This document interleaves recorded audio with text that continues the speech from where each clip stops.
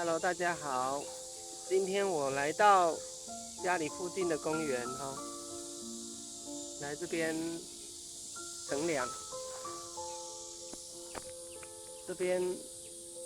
有一片草皮，现在已经蛮凉快的了，不会热。就在这边坐一下。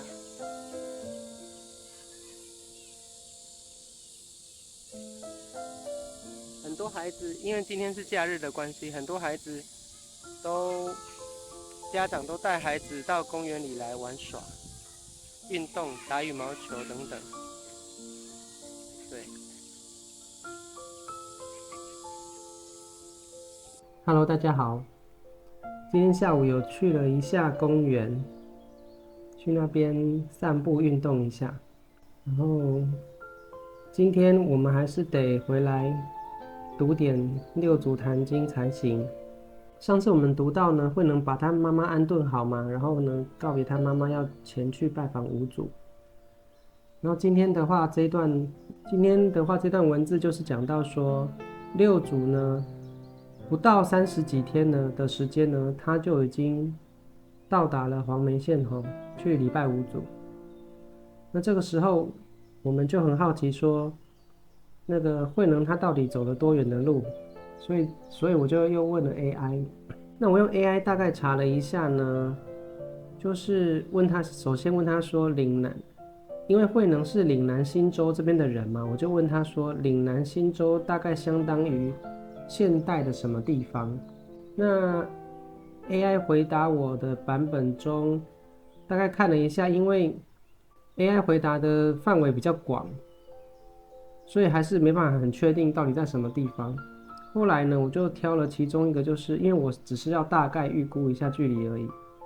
所以后来我就选择就是大概是相当于现在的广东省的新兴县这附近，就是相当于岭南新州，相当于现代的广东省新兴县这附近。然后呢，黄梅县东禅寺我一样问了一下 AI，他说呢，大概是相当于现代的湖北省的黄梅县。然后呢，我就用这个地图导航嘛，我就导航了一下，看说从广东省新兴县到湖北省黄梅县大概多远的距离。那导航一跑下去的话，大概是1066公里。那我也有用 AI 问了一下，说大概距离是多少？那 AI 回答也是大概在1000多公里呀，1200公里左右这样。所以说大约就是1000多公里。那 AI 有告诉我说呢，一般人呢走路的速度呢，平均最多的话，一天大概是走30公里左右就很多了。但是考量到慧能当时呢，他交通估计没有现在这么方便。我们现在有高速公路嘛，那当时的话，很多的路可能都是山路，山路就是崎岖，而且没有一个很明显的那种大路可以走，所以你必须要走很多的山路啊、树林啊、穿山越岭这样子，所以那个路是不好走的，也有可能不是那么直的。所以 AI 说呢，这样子预估起来的话，一天大概只能走15公里的路而已，就很多了。而且你想想看，当时是没有什么地图的，也没有什么导航的，所以说有时候得要问路，或是说走一些大家熟悉走的路，跟着这些商人所走的路来走。那有的山路的话，就要问当地的居民怎么走，大概朝向一个方向来走而已。所以说，平均起来一天，AI 说大概走15公里就很多了。那正常人走路的话，一天大概走30公里就很多了。那假设我们用30公里来算的话，30天就是走900公里嘛。可是呢，从这个岭南新州到黄梅县东禅寺，大概有1000多公里的路。所以相当于，如果慧能呢每天都没休息，而且呢，因为你想想看，连续赶路一两天也就算了，连续赶路30几天，每天都要走30几公里的路，而且那个路可能是山路或是很难走的路，甚至方向也不一定那么明确，或是那么的直，路不一定那么的直，不一定那么好走，很多的因素，还有要休息，要吃东西，30几天的时间啊，都赶路都不用吃东西嘛，对不对？而且像慧能这样子那么贫穷的人，他也不太可能就是去住旅店啊什么的，他估计都一直在赶路，然后住在这个山，等于是露宿在外面就对了，随便找个山洞啊，还是找个什么地方休息，然后就继续赶路了。所以你想想看，他连续赶路30几天，日夜兼程，然后呢走了1000多公里的路，在30天左右就走了1000多公里的路，平均每天走30几公里，走到黄梅县东禅寺。所以说，用想象的就可以想象得出这段路程有多么的辛苦。但是呢，虽然说听起来感觉这么辛苦哦，可是呢，也能够感受到那种慧能他好像就是很迫不及待的，就是他迫不及待的很期待早一天能够见到那个五祖弘忍大师，就是有这种感觉，就是全心全意的希望早一天能够见到五祖弘忍。那他为什么会有这么大的动力？估计就是因为他听了《金刚经》之后，他启发了内在的智慧，然后呢，他就有这种，他感觉到他这件事情是去拜访五祖这件事情是他真的这一辈子非常重要，一定要去做的事情，所以他就有一种很强大的动力，有点像是我们在做一件我们真正非常想要做、非常有热情的事情，想要早一天把这件事情给完成，所以我们就有无限的动力，这样子都不会累。就像那个，以前有一句话说什么？有一句话说废寝忘食啊，就是这样。然后孔老夫子好像也有说过类似的话，就是说他不断的在研究这些礼乐啊，研究这些文化啊，然后都忘了自己已经老了，等于是全心全意的花费很多年的时间都在研究这些他感兴趣的东西，然后一天的过了一天，不知不觉自己都已经老了，可是他自己都没有发现自己老了，以为自己还那么年轻一样，这种感觉就是全心全意投入这种感觉。所以说，从六祖啊，他这种行动所以六祖坛经里面很多的内容，就是他用他的故事，用他的行动来传递给我们一些讯息那他文字上可能很简单，可是他背后传递的就是很多的讯息。你想想看啊，他这样日夜兼程啊，然后呢，迫不及待呢，满心的欢喜的日夜赶路呢，要去拜访五祖啊。他是为了求什么？是为了求富贵吗？还是为了求官位？还是为了求姻缘呢？还是为了求什么？所以这边就讲说，当他去拜访五祖的时候呢，五祖就问他的第一个问题，就问他说：“你是哪里人呢？那你来到这里想要求的是什么呢？”因为你想想看，那个时候五祖弘忍在黄梅县东禅寺弘法，其实已经来他的已经有1000多个弟子嘛，然后来这边听课的人也是遍布全国各地。像慧能之所以会听到《金刚经》，就是因为有一个居士来五祖这边听课过，请了一本《金刚经》，然后到了慧能他所居住的那个地方岭南新州那边住在旅店里面，然后诵读《金刚经》被慧能听到的嘛。所以说五祖那边的弟子啊，还有这些居士啊，已经遍布全国各地了。那五祖看到慧能就问他说：“所以就问他说你是哪里人？”那这里的话，我们也可以想象一个画面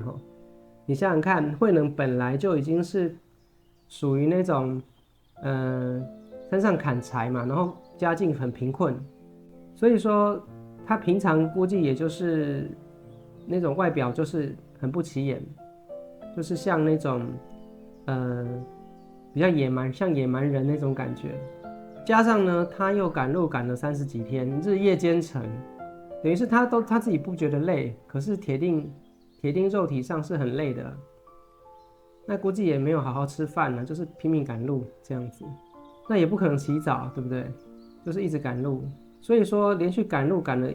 1个月多的时间，赶到黄梅县东禅寺，迫不及待马上去拜见五祖。那这个时候他可以想见他的外表也是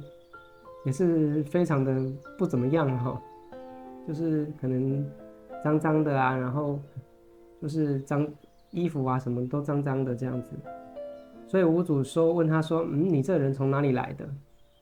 那你来到底是想求的是什么呢？”因为大部分的人来，一般普通人去寺庙里拜佛嘛，那我们都求什么呢？求平安，对不对？求子女平安健康、学业进步，或是求财富赚钱，求这个财运，不然就是求这个学业顺利，或者是说当官升官发财，不然就是求姻缘，对不对？求婚姻，那还求什么？就求这些东西。所以五祖问慧能说：“那你求的是什么呢？”每个人所求都不一样嘛，每个人心中所想的都不一样。那慧能就回答说呢：“弟子。”所以他讲话也很有礼貌，已经自称是弟子了。弟子呢是岭南新州的百姓嘛，就是我们刚刚讲，相当于现代广东省的新兴县，也就是距离黄梅县东禅寺已经1000多公里远的地方，南边非常远的地方。所以他说：“我远来礼师，远道而来，来拜见五祖大师。我唯求做佛，不求于物。我只求成佛，其他您说的那些，我都一样都不求。富贵啊、名声啊、财富啊那些的，我都不求，我只求做佛。那只求做佛是什么意思呢？因为慧能他已经有启发，有开启对自己自信智慧的认识了嘛，所以说呢，他来拜访五祖呢，就是希望五祖在这方面能够给他更多的指导，对佛性这方面，对自信真理这方面，给他更多的指导。而且可以想见，慧能也已经，因为他后面会说佛性平等嘛，然后他会跟五祖对话。因为我们今天先读到这边而已哈，就是慧能透过呢发现了佛性的存在呢，也从佛性当中取得了很多智慧，接收到很多的讯息。从他的自信智慧呢，好像这个内在的收音机一样，接收到了很多的讯息哈，有了很多智慧。虽然说他本身是没有读过书的，所以在这边呢，相当于说慧能所说的唯求做佛，可能也包含了就是说他知道我们肉体是假的。然后我们灵性才是真的，所以说他要来请教五祖，也就是说关于生命真正的本来面目是什么。然后呢，做佛也就是要超越这个了脱生死，了脱这个轮回了哈，等于要超越肉体的这个限制和障碍了。做佛嘛，佛就是超越了，佛这个字就是福人嘛，就超越了这个平凡肉体的限制，恢复到生命本来的状态。所以说，慧能要追求的是这个精神上的启发自己本质具足的佛性，开启自己本来认识到生命的本来面目，而不是追求这个肉体感官的欲望，或者是人世间的这些财富、金钱，或是所有的地位。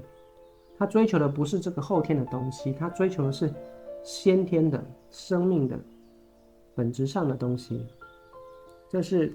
慧能呢第一次跟五祖弘忍见面，他告诉了五祖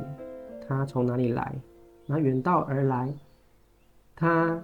的目标，他希望透过五祖弘忍的指导，能够帮助他在佛性的和生命本来面目的了解上，能够得到老师的协助。那慧能所追求的东西是跟一般人完全不一样的。好，那我们今天就先读到这边，那我们就明天再继续聊咯，拜拜。